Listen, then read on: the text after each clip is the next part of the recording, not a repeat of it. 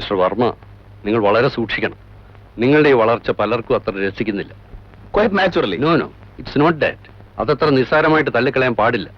മറ്റു പരസ്യ കമ്പനിക്കാർ വെറുതെ നോക്കിയിരിക്കുമെന്ന് നിങ്ങൾ വിചാരിക്കുന്നുണ്ടോ? തീരെ ഗതിമുട്ടുന്ന അവരൊരു പക്ഷേ. എന്നെ അവർ എന്ത് ചെയ്യാനാണ് സർ? എന്റെ അസറ്റ് എന്ന് പറയുന്നത് it's my artistic talent, my brain, my hard work, of course. പിന്നെ സാറിനെ പോലെയുള്ള വെൽവിഷേഴ്സിന്റെ സഹായമുണ്ട്, അത് മോഷ്ടിക്കാൻ പറ്റില്ലല്ലോ. ഞങ്ങളുടെയൊക്കെ സഹായം നിങ്ങൾക്ക് എപ്പോഴും ഉണ്ടാവും. അത് മാത്രം പോരാ, you should be more careful. Mercy ഉണ്ടല്ലോ, നിങ്ങളുടെ ആ മോഡൽ, ആ കുട്ടിയെ മറ്റേതെങ്കിലും കമ്പനിക്കാർ തട്ടിയെടുക്കാൻ ശ്രമിച്ചേക്കും. അതിനൊരിക്കലും ഇടയാവരുത്. She's an asset for your firm.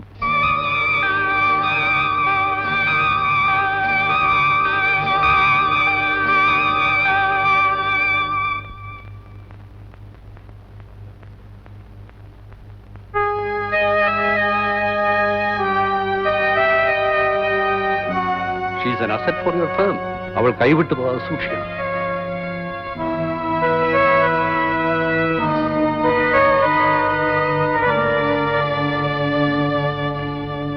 മുഖവരില്ലാതെ പറയണമെന്നുണ്ടായിരുന്നു. പക്ഷേ മേഴ്സിയുടെ മറുപടിയെ കുറിച്ച് ആലോചിക്കുമ്പോൾ എന്തോ ഭയം തോന്നുന്നു. ഞാൻ ആലോചിക്കുകയായിരുന്നു, ആവശ്യത്തിലേറെ പണവും അതിലേറെ ലോകപരിചയമുള്ള എനിക്ക് മേഴ്സിയുടെ മുഖത്ത് നോക്കി ഞാൻ നിന്നെ സ്നേഹിക്കുന്നു, വിവാഹം കഴിക്കാൻ ആഗ്രഹിക്കുന്നു എന്ന് പറയാൻ എന്താണ് ഇത്ര ഭയം? എന്നെക്കുറിച്ച് കുറേയൊക്കെ മേഴ്സിക്ക് അറിയാമല്ലോ. കഴിഞ്ഞ കാലം അതൊരു വല്ലാത്ത ജീവിതമായിരുന്നു. കുടുംബം, അതേക്കുറിച്ച് സ്വപ്നമെങ്കിലും കാണാൻ തുടങ്ങിയത് മേഴ്സി കണ്ടുമുട്ടിയതിന് ശേഷം. ആലോചനകളൊക്കെ പ്രോപ്പർ ചാനലിൽ കൂടെ വേണമെന്നുണ്ടായിരുന്നു. പക്ഷേ എനിക്കാരുമില്ല മേഴ്സി. ആ വലിയ വീട്ടിൽ ഞാനും നിന്നെക്കുറിച്ചുള്ള കുറേ സ്വപ്നങ്ങളും മാത്രം. മേഴ്സി ആലോചിച്ച് മറുപടി പറഞ്ഞാൽ മതി. ഇഷ്ടമുള്ളത്ര സമയം എടുത്തോളൂ. വേണ്ട എന്നാണ് മറുപടിയെങ്കിലും എന്നെ വിട്ടു പോകരുത്. ദൂരെ നിന്നെങ്കിലും എനിക്ക് മേഴ്സിയെ കാണാമല്ലോ.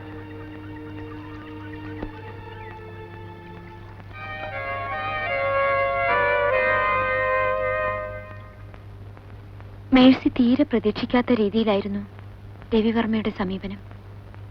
പരസ്യ ചിത്രങ്ങളിൽ പോസ് ചെയ്ത തനിക്ക് ഇനി നല്ലൊരു വിവാഹ ജീവിതം പ്രതീക്ഷിക്കാനാവില്ലെന്ന് മേഴ്സിക്ക് അറിയാമായിരുന്നു. രവിവർമ്മ ധനികനാണ്. സ്നേഹമുള്ളൊരു ഹൃദയവും അയാളിൽ ഉണ്ടായിക്കൂടുന്നില്ലല്ലോ. താൻ ഈ വിവാഹത്തിന് സമ്മതിച്ചാൽ പാവങ്ങളായ തന്റെ വീട്ടുകാരെങ്കിലും അതുകൊണ്ട് രക്ഷപ്പെടും.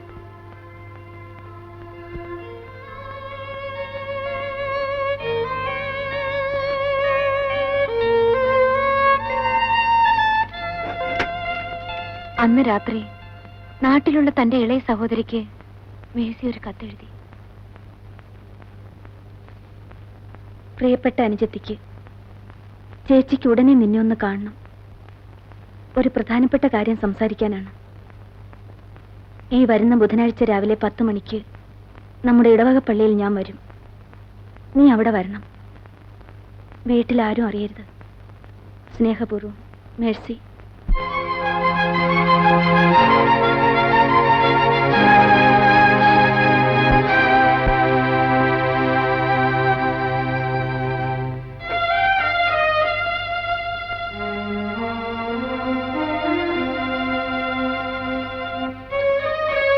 അപ്പച്ചൻ ഇപ്പോഴിതറിയണ്ട. നമ്മുടെയൊക്കെ ഭാഗ്യം കൊണ്ടായിരിക്കും ഒരു പക്ഷേ രവിസാറിന് ഇങ്ങനെയൊക്കെ തോന്നിയത്. എന്നാലും രജിസ്റ്റർ കച്ചേരിയിൽ വെച്ച് അതും ഒരു അന്യജാതിക്കാരനെ വേണ്ട. നീ ഇപ്പോഴിത് ആരോടും പറയണ്ട.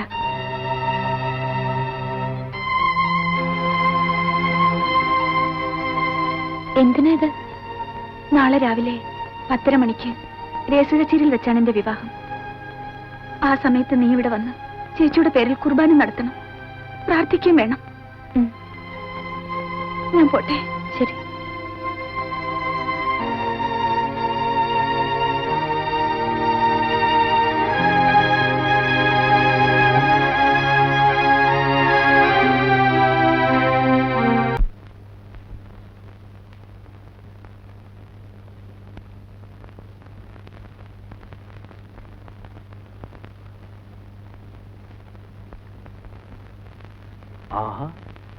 ബ്യൂട്ടിഫുൾ.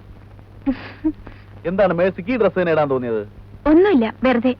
നോ, ഇതിനാണ് ബ്രെയിൻ വേവ്, ഹൃദയങ്ങൾ തമ്മിലുള്ള ഐക്യം എന്നൊക്കെ പറയുന്നു. ഇതുപോലെ ശാലീന സുന്ദരിയായ ഒരു നാടൻ പെൺകിടാവിന്റെ ലേഔട്ട് കുറെ ദിവസങ്ങളായിട്ട് എന്റെ മനസ്സിൽ കിടന്ന് ഇങ്ങനെ കറങ്ങുന്നു. Slight change. ഈ ബ്ലൗസ് വേണ്ട. അയ്യോ, പേടിക്കണ്ട. പണ്ട് കാളിദാസന്റെ ശകുന്തള ധരിച്ചതുപോലെ വൽക്കലം മാറിലണിഞ്ഞ് ഞൊറിഞ്ഞുടുത്ത മരവുരിക്ക് മുട്ടുകാലിന് അല്പം മുകളിൽ വരെ മാത്രം ഇറക്കം, മുടിയിൽ താമരപ്പൂവ്, കയ്യിൽ ലിയോൺ സോപ്പ്. രാവിലെ വെറുതെ ഞാൻ പോകുന്നു. വേഗം റെഡിയാക്കോ. ആ ഫോട്ടോഗ്രാഫ്സ് എടുക്കണം. വൈകിട്ടെങ്കിലും ആ ഡിസൈൻസ് തീർത്ത് കൊടുക്കണ്ട. കല്യാണവും ഹണിമൂണും ഒക്കെ പ്രമാണിച്ച് ഇത്രയും കാലം ആ സോപ്പ് മിക്കാൻ ക്ഷമിച്ചു. ഇന്നെങ്കിലും തീർത്ത് കൊടുക്കേണ്ടതാ. അവർ നമ്മുടെ സ്ഥിരം പാർട്ടിയാ.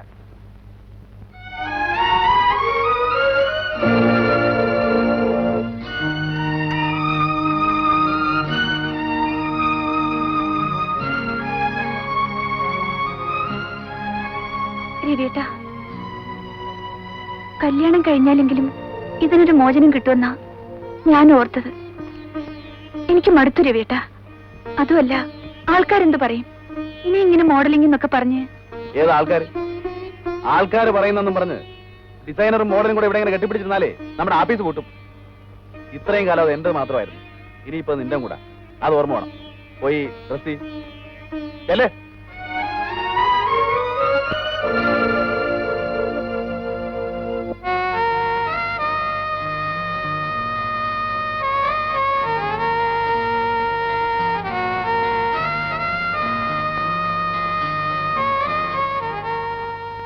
ഇതാണ് ലിയോൺ സോപ്പിന്റെ പുതിയ റഫ് ഡിസൈൻ. മിസ്സസ് വർമ്മ അല്പം സെക്സി ആകേണ്ടി വരുമല്ലോ. ക്യാപ്ഷൻ ഇവിടെ ആദ്യം നീളമുള്ളത് വേണ്ട. A brief and will do. പിന്നെ മേഴ്സിയുടെ പടം അല്പം സെക്സി ആയതുകൊണ്ട് ആരും ക്യാപ്ഷൻ വായിക്കാൻ മെനക്കെടുകയില്ല. Are you happy with design? Of course. ഇതുപോലെയുള്ള 3-4 ഇൻസേർഷൻസ് ഉടനെ കൊടുത്തില്ലെങ്കിൽ സെയിൽസ് ഒന്ന് ഡിമ്മാവും. കാരണം സോപ്പിന്റെ വിലയുടെ ഒന്ന് കൂടിയല്ലോ. അതൊന്ന് കോമ്പൻസേറ്റ് ചെയ്യണമെങ്കിൽ.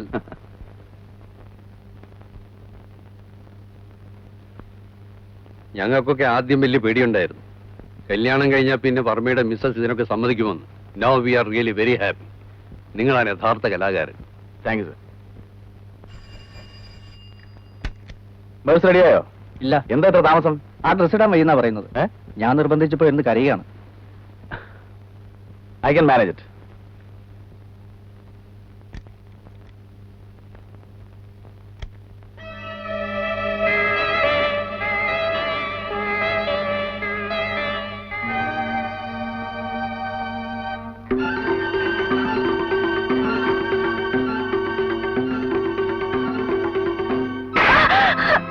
എന്ന് തുടങ്ങി നിനക്ക് സദാചാര ബോധം?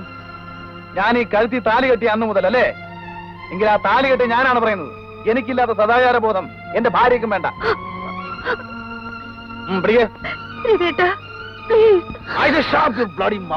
ഒരാഴ്ച മുമ്പായിരുന്നെങ്കിൽ തുണിയില്ലാതെ ക്യാമറയുടെ മുമ്പിൽ നിൽക്കാൻ പറഞ്ഞാലും നീ ചെയ്യുമായിരുന്നു അല്ലേ? എനിക്കറിയാവടി, ഇപ്പൊ നീ മുതലാളിയുടെ ഭാര്യയല്ലേ? അതിന്റെ അഹങ്കാരം വരടി. മിസ്റ്റർ വർമ്മ,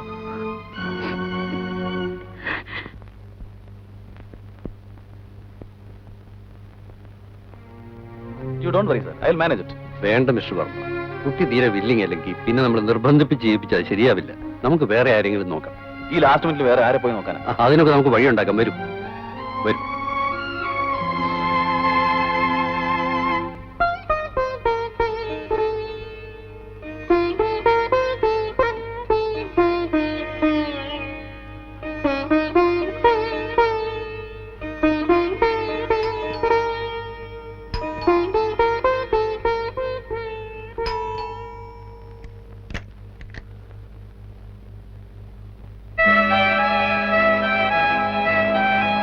രവിവർമ്മ തമ്പുരാന്റെ ഭാര്യ മേഴ്സിഭായ് തമ്പുരാട്ടി, സദാചാരബോധത്തിന്റെ കാവൽ പടയാളി.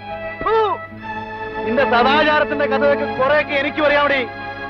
നിന്റെ പഴയ കുറ്റിക്കാരുടെ കണക്കൊക്കെ വേണമെന്ന് ഞാൻ എണ്ണി എണ്ണി പറയണോ? എന്റെ ക്യാമറയുടെ മുമ്പിൽ അരച്ചാൻ തുണി കൊടുത്ത് അഴിഞ്ഞാടിയ നിന്നെ വിവാഹം ചെയ്താണ് ഞാൻ എന്റെ ജീവിതത്തിൽ ചെയ്ത ഏറ്റവും വലിയ അബദ്ധം. പക്ഷെ നീ ഒന്നോർത്തോ, പറ്റിയ അബദ്ധം സമയം പോലെ തിരുത്താനും ഈ രവിവർമ്മയ്ക്ക് കഴിയുമെന്ന് മനസ്സിലായോ നിനക്ക്? ഇനി നീ അതേകാലം ഇവിടെ രാജകുമാരിയെ പോലെ വാഴാമെന്ന് കരുതണ്ട.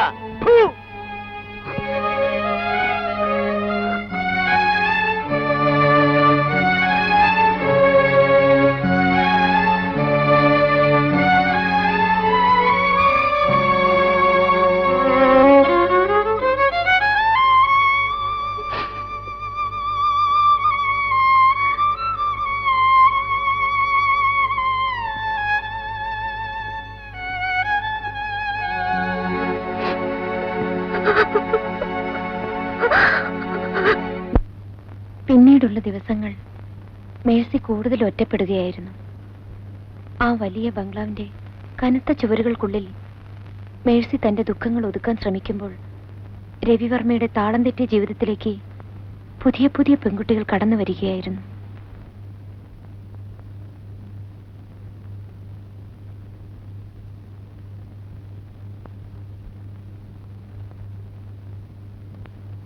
കണ്ണീരോടെ ഈശ്വരനോട് പ്രാർത്ഥിക്കുവാൻ മാത്രമേ മേഴ്സിക്ക് കഴിഞ്ഞുള്ളൂ. 1-2 മാസങ്ങൾ കഴിഞ്ഞു.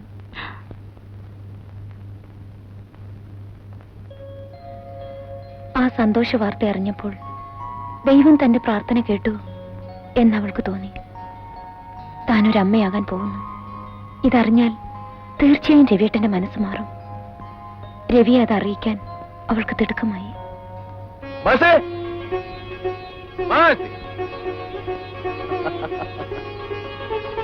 നീ ഫോണിൽ കൂടെ പറഞ്ഞല്ല സത്യമാണോ?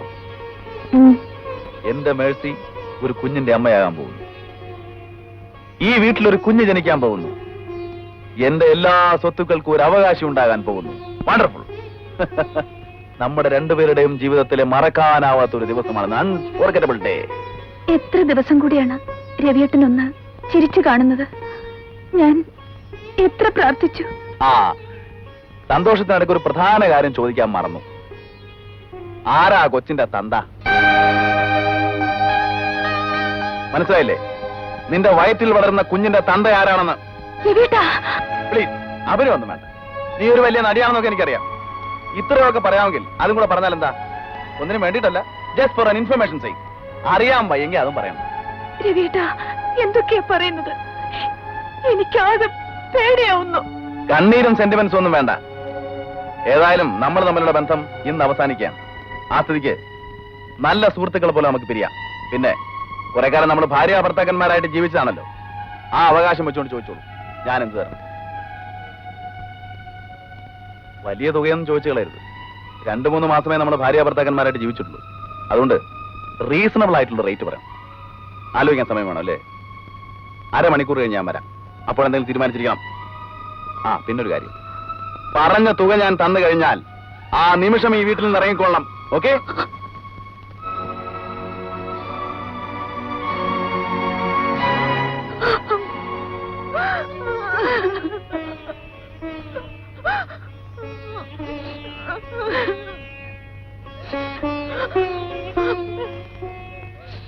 ആ രാത്രി തന്നെ കണ്ണീരോടെ മേഴ്സി രവിയുടെ വീട് വിട്ടിറങ്ങി. അതേ നഗരത്തിൽ തന്നെയുള്ള ഒരു കൂട്ടുകാരി ഗർഭിണിയായി അവൾക്ക് അഭയം നൽകി. തന്റെ രവിയേട്ടന്റെ മനസ്സ് എന്തെങ്കിലും മാറുമെന്ന പ്രതീക്ഷയിൽ മേഴ്സി ഓരോ ദിവസവും തള്ളി നീക്കി. ഇതിനിടെ രവിവർമ്മ വിവാഹമോചനത്തിന് കേസ് കൊടുത്തിരുന്നു.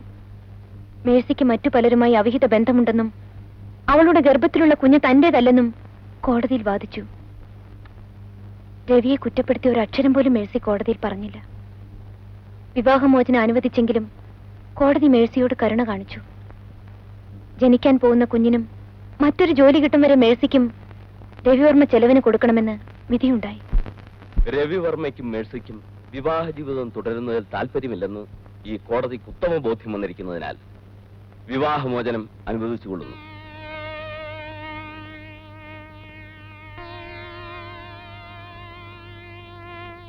ഗർഭിണിയായ മേഴ്സിക്ക് പ്രസവ ചിലവുകളും ജനിക്കുന്ന കുട്ടിക്ക് പ്രായപൂർത്തിയാകുന്നതുവരെ ജീവനാംശവും 1-ാം കക്ഷി രവിവർമ്മ മാസം തോറും നൽകേണ്ടതാണെന്ന് ഈ കോടതി വിധിച്ചിരിക്കുന്നു.